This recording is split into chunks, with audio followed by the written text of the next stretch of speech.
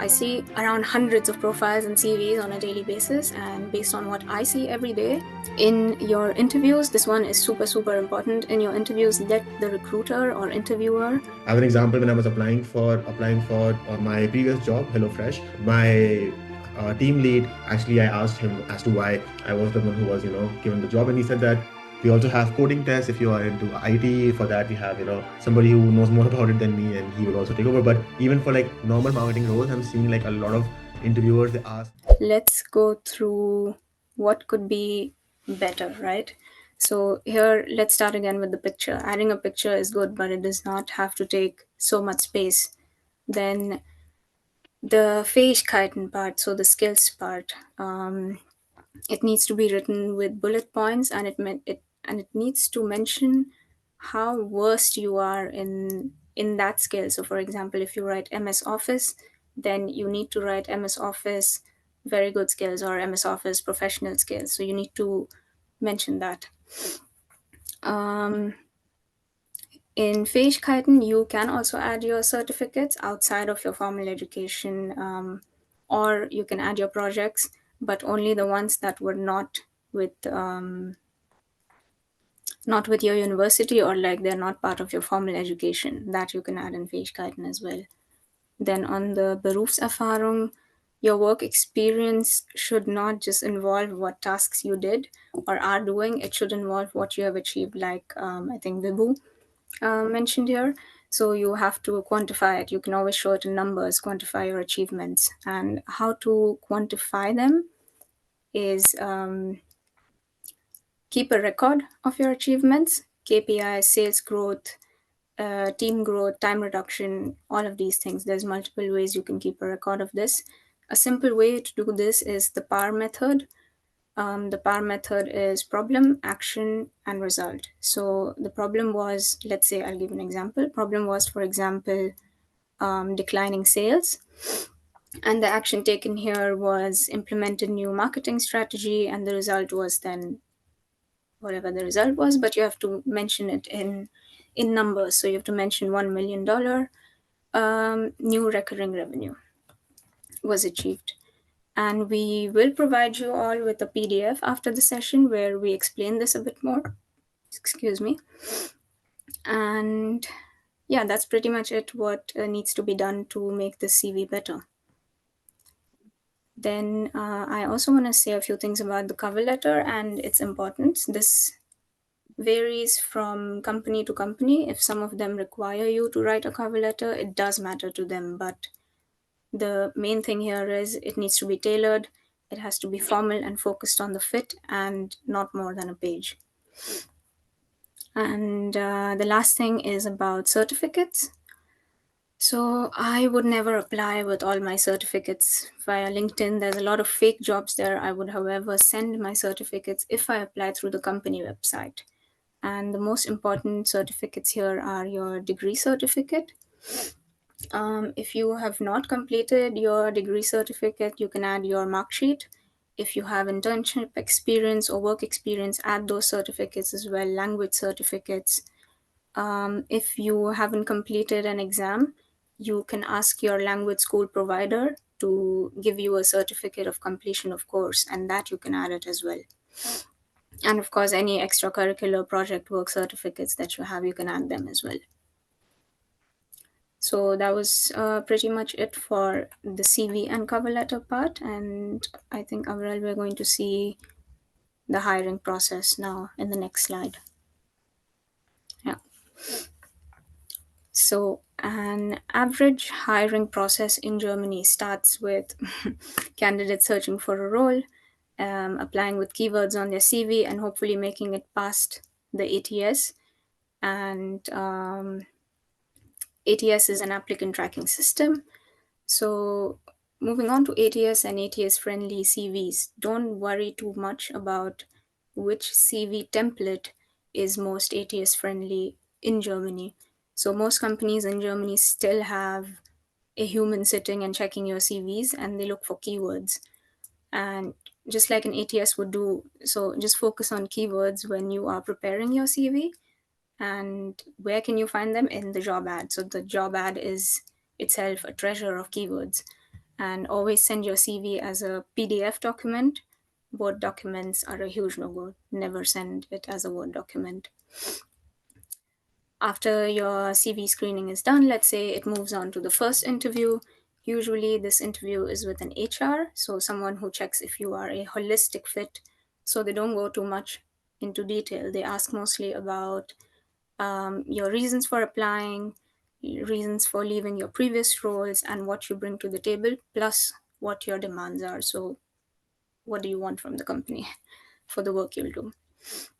If you get through this, the second interview is usually with the hiring manager. This could be your future team lead, either direct or indirect, and they will then focus more on job and job relevant skills. After the hiring manager interview, some companies like to give a task, some do not. The task is there for them to see how you work. It is not to see if what you have done is right or wrong. So here it's important to stay open to feedback and react in the most neutral way, even if you get bad feedback, because there's always a chance of you meeting this person again sometime. Some companies prefer to have a team interview as well after the task, to see if the person fits well with the team and if the team would also be happy to work with them. Some will skip this step. They don't really care about the team. They instead just go for a quick 30 minutes chat with the CEO. And now the part comes about references. So only after getting positive feedback, after all these stages, companies can ask you for a reference or background check. Only then they should be technically asking you. Before that, they should not be asking you. So they could ask for ex-managers' details or your ex-colleagues' details, ring them up, get a reference. You should also know it is within your rights to decline this check, but be careful in this case. Most companies will then not risk hiring you, and you might not end up getting the job. I have also assisted recruitment processes where there's only like one or two interviews, but during the time they manage to do all these steps. But it really depends on the company and your luck as well. And speaking of timelines, I'm not sure how it is in India, but in Germany, it is normal for recruiters to take anywhere between 2 to 4 weeks to get back to you. Although, if it is taking more than 2 weeks, it usually hints at them not being 100% interested in you. You're more like a plan B. Of course, unless they let you know that, they need time to get back to you. Um, yeah, that was all for the hiring process. And I think we move on to optimizing your profile. Thank you, Aviral. So here we will look at optimizing your profile in terms of upskilling and visibility.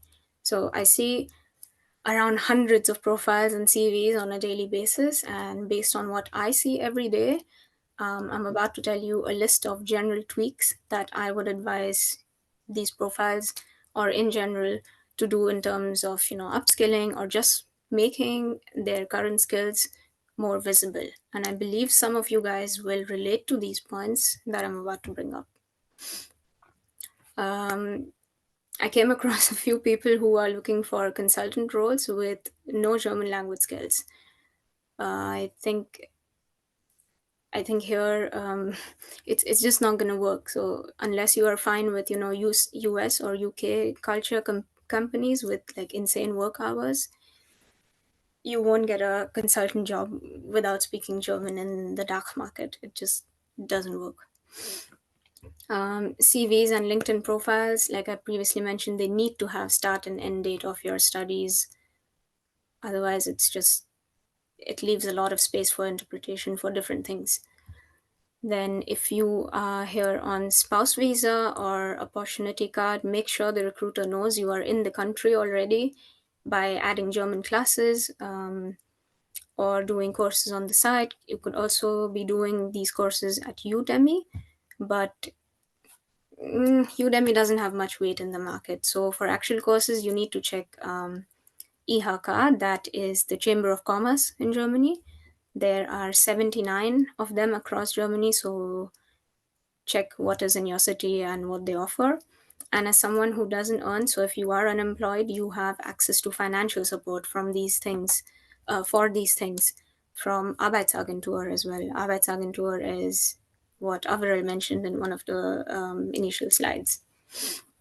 So get in touch with these offices, mention on your profiles which courses you are taking from these institute, mention you are in Germany, make sure you add a German phone number, a German address, so they know that you are here. If you are not here, there's not much chances that you will get a call from the recruiter. And coming to software engineers, uh, software engineers need to have patience because there is so many of them in the market right now, and the majority of them does not speak German. So it is important to understand that there is a lot of competition, and the only way to stand out is having a local touch to it. Overall, we'll move to the next one. And so, fast track to a career in Germany. Now, for those who are looking for an entirely new start, who don't really care about what they have studied or what field they have worked in, can always do an official project management course. So, PMP, Prince, all of these, plus a German language course, plus an internship. And after these three things, you will certainly be able to find a full-time job in project management. Currently, I have seen there are quite a few IT project management positions in the market, but like I said, you need the PM course, German course, and internship, and that should help in building the foundation for you. And then I will go through the next slide, which is on interview and culture tips and essentials. So, obviously, it's Germany. Be punctual, arrive 10 minutes early, even if it is an online meeting. Don't be shy to wait 10 minutes. Maybe you realize you have technical issues or something is not working, so just join early. In your interviews, this one is super, super important. In your interviews, let the recruiter or interviewer offer you the do form. So those who speak German might understand what I'm saying. Let them offer you the do form. Um, keep it formal and keep it in Z form on your side. But if they do offer you the do, of course, take it. Be direct and concise in answers. Don't sugarcoat things. Be diplomatic. Take the help of ChatGPT here and other similar tools for like neutral wording instead of saying, the job earlier was toxic, say it wasn't suited to my needs, because recruiters don't like this kind of recruiters in Germany don't like this kind of language. They like to have things diplomatic, they like to have things neutral. So keep that in mind and respect hierarchy, but show initiative. Come up with a solution, ask for feedbacks, and most importantly, ask questions at the end of each interview. So that shows engagement. And always let the interviewer start the interview, let them speak first. Don't take control of the conversation. Leave it to the recruiter because otherwise they will miss out on information that they need to ask for.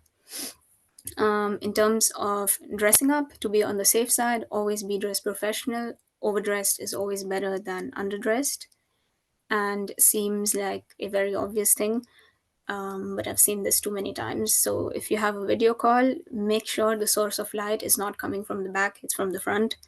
If it's coming from the back, then your screen is just black and I can't see anything, or the recruiter can't see anything.